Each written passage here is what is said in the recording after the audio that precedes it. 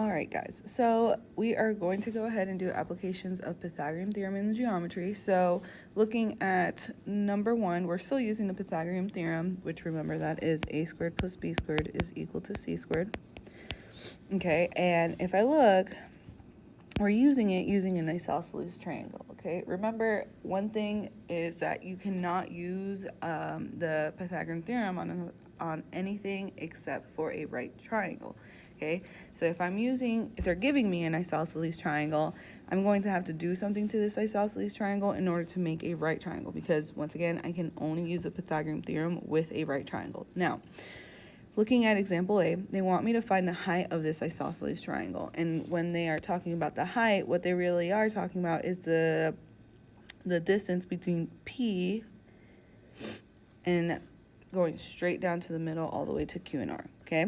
So if I make my distance, my line straight down through the isosceles triangle, I now have two right triangles. Okay, so I have one right triangle and then I have my second one right here. Now with me splitting this in half and using my Pythagorean theorem, I also have to keep in mind that this 6 centimeter is not going to be 6 anymore. Okay, because if I'm splitting this in half and only using half of this isosceles triangle, I'm only going to use half of the measurement as well. Okay, now I'm going to go ahead and start solving. I have a squared plus b squared is equal to c squared. Okay, and they give me two measurements, which the height is what we are looking for. So what we really have here in this problem that we are solving for is a leg, okay, because across from the right angle is the hypotenuse. They give me a measurement for that, and then they give me another leg. So I'm going to go ahead and leave a squared alone. I'm going to plug in 3 squared is equal to 5 squared. Okay, remember A and B represent legs and C represent my hypotenuse. Okay, after I substituted all of my values into my equation, I'm going to go ahead and start simplifying. So a squared, can't do anything with a squared. 3 squared is going to give me 9, 3 times 3. And then I have 5 squared, which is just 5 times 5, and that is going to equal 25. Okay. From here, I have to start solving for A because I'm solving for A, so I have to get A by itself, and I'm going to subtract 9 on both sides in order to get that done. So 9 minus 9 cancel out, leaving me with just A squared, and 25 minus 9 is going to equal 16. After that, A is still not by itself, so I'm going to use the square root on both sides. The square root and the square cancel out, leaving me with just A. And the square root of 16 is going to be 4. And do not forget your label, which is 7 centimeters. Okay. All right. Moving on to example B. Now this one is asking me to find the side measurement. So if I'm looking for the side measurement, I am trying to find what this is going to be. Okay, so they give me my height, they give me my base measurement, and I have to find that side measurement. Okay, so I'm going to start off with a squared plus b squared is equal to c squared. Remember, you got to write that down for every single equation or problem. Okay, now with the base measurement, since we are only using 1/2 of the isosceles triangle, I also have to break the 10 in half. Okay, so this is now going to be 5 on both sides. Okay, now across, remember, from the right angle is going to be my hypotenuse, and they do not give me that hypotenuse length or measurement. Okay, so what I'm going to do is I'm going to go ahead and plug in my legs, which is 5 squared plus 7.6 squared is equal to c squared. Okay, next step is going to be to simplify, so the square root of 5, or not the square root, sorry, the 5 squared is going to be 25. 7.6 squared is going to be 55.76 is equal to 7 squared. Okay, now since we're solving for the hypotenuse, we're just going to go ahead and add. So 25 plus 55.76 is going to equal 82.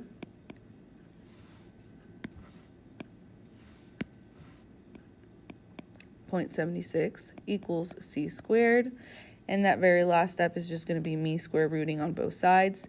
The square root and the square cancel out on the right side where c is, and the square root of 82.76, rounding to the nearest tenth, is 9.1. Okay, there's no label for this one. They just gave me measurements, so I do not have to put a label for this one. Okay, awesome. Now moving on to using Pythagorean theorem on a cone. So we have a cone. We're moving a little bit into more of our three-dimensional shapes. So if I look at my cone, the first one, it says find a slant height of the cone. So when we're talking about slant, we're more talking about a diagonal line, which is this right here. Okay, so they want me to figure out what this height is going to be.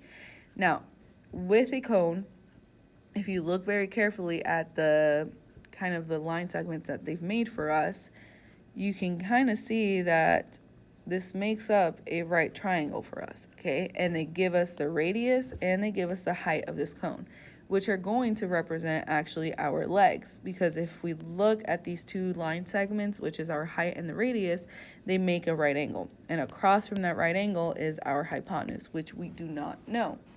So using my Pythagorean theorem, I have a squared plus b squared is equal to c squared. Okay, since my radius only represents the half of the diameter, I am going to plug the full thing into the Pythagorean theorem, and they're both legs, so I'm going to go ahead and put 4 squared is plus 8 squared is equal to c squared. Okay, next step is going to be simplifying. 4 squared is equal to 16, 4 times 4. 8 squared is equal to 64, 8 times 8.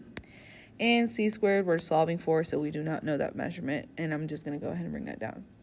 And the next step is going to be adding those two numbers. So 16 plus 64 is equal to 80. And is equal to, once again, c squared. I still have to solve for c, okay? And my very last step is going to be to square root on both sides. So the square root cancels out that squared with c. So I now have c is equal to 8.9 inches, because the square root of 80 is 8.9 inches. Okay, awesome. And then let's go ahead and move on to this last cone right here. So once again, they give us those line segments, and this time they give us our slant height, which is that diagonal line right here on the side measurements. And what they don't give us is the height of the cone, okay? So they want us to find out what that height of the cone is, but they do give us our radius, okay? Remember, our radius and the height of the cone are going to be our legs because they create that right angle. Okay, so we have one leg, which is 3, the radius, and across from that right angle is our hypotenuse, which they actually give us the measurement for that as well. So plugging this into my formula, I have a squared plus b squared is equal to c squared. Plugging it in, I have one leg, so I'm going to represent that with a, plus we do not have another leg, that is what we are solving for, is equal to our hypotenuse, which is 9 squared.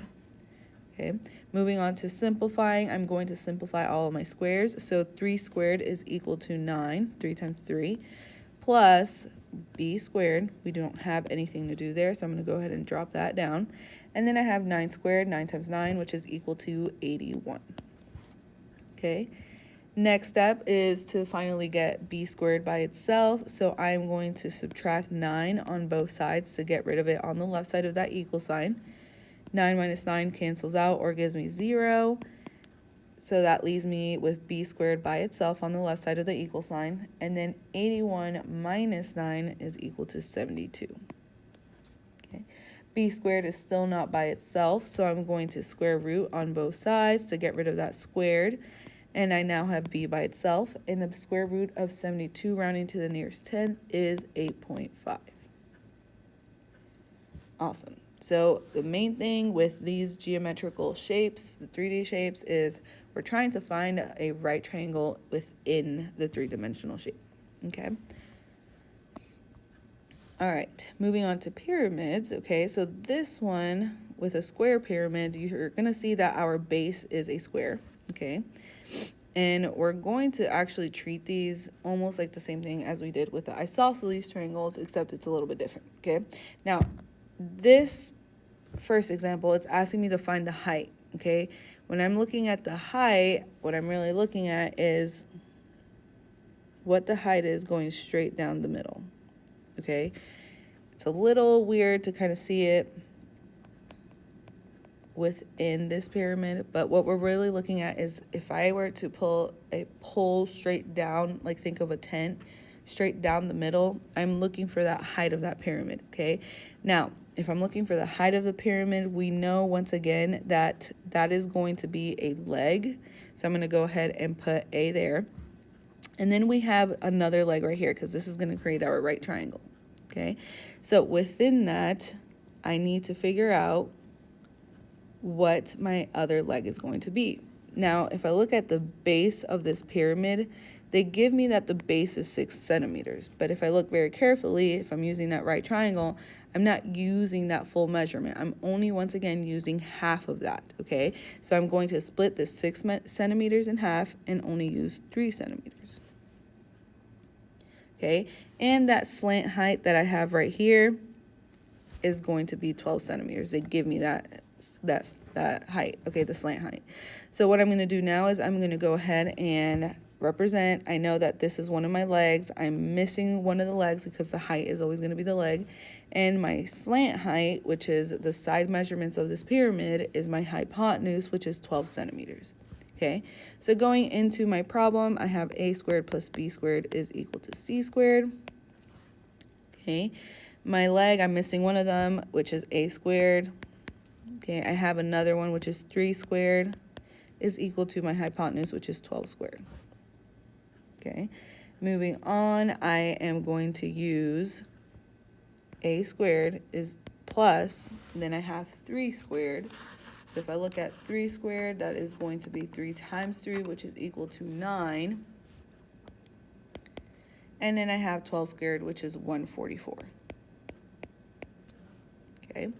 My next step is to isolate a squared to get the leg by itself. So I'm going to subtract 9 on both sides.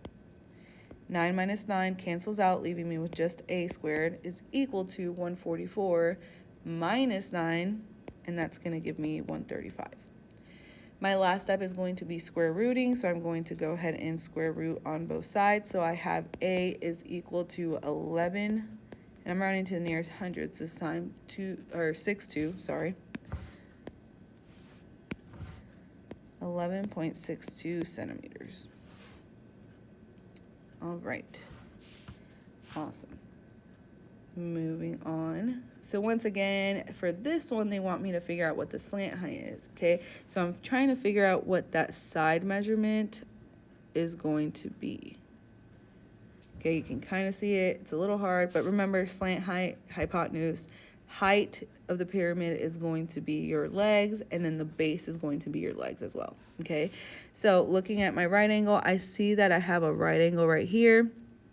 Here's one leg, and here's another leg, okay? So with the pyramids, again, you are only using half of the base if they give you the base, okay? And half of the base is just 1, so that means that one of the legs of the right triangle within my pyramid is 1, okay? And the other one is given to us right here, which represents the height of the pyramid, which is 3 centimeters. So using my Pythagorean theorem, we're looking for the slant height, which is your hypotenuse. I'm going to go ahead and plug in my legs, which is 1 squared plus 3 squared is equal to c squared. Start simplifying your exponents, which is 1 times 1, or 1 squared, so that's 1, plus 3 squared, which is 9, is equal to c squared. Okay, 9 plus 1 is equal to 10 equals c squared. Okay, c is still not by itself, so I'm going to square root on both sides. So c is now equal to 3.16 centimeters. Okay, all right. Then moving on to applications. So we just, once again, we need to make sure that we know that the height is always going to be the leg of whatever geometrical shape you have. The base is also going to be, or the radius or diameter is always going to be your another leg, and then the slant height or the side measurements are going to be your hypotenuse. Okay, so looking at A, it says a cone has a radius, which is at the bottom. If I were to draw a cone, I have that my cone has a radius of 3 centimeters. Okay, and that height of the cone is 11 centimeters. Okay, so that leaves us with the slant height that we have to find, and across that right triangle that made the two line segments that we have is my hypotenuse, which is C. Okay, so they want me to find the height or the slant height of the cone. Okay, so don't look at the surface area. So I have A squared plus B squared is equal to C squared. Okay, so then I'm going to plug in my two legs in here. And then I have 11 squared is equal to 121 plus 3 squared is equal to 9 and equal it to C squared. Okay, my next step is going to be 121 plus 9, which is equal to 130. Okay, C is still not by itself, so I have to square root on both sides, and I'm going to go ahead and finish my work over here. C is now by itself, and the square root of 130 is going to equal 11.40 centimeters. Okay, and do not worry about the surface area. All right, next one is going to be our square pyramid. So we have a square pyramid that has a side measurement on the base of 16 millimeters. And remember, once again, if I'm using the Pythagorean theorem and they give me a base, I'm only using half of it, okay? And the slant height of the pyramid is 17 millimeters. So if I'm looking at the slant height, I am looking at the hypotenuse. So using my Pythagorean theorem, I have A squared plus B squared is equal to C squared, okay? I have that the base measurement is 16 and I'm only using half of it. So I'm going to plug in 8 squared plus B squared is equal to my slant height, which is the hypotenuse, and that is 17 squared. Okay, simplifying my exponents, I get 64 plus B squared is equal to 17 squared, which is 289. Okay, and then I'm going to subtract 64 on both sides.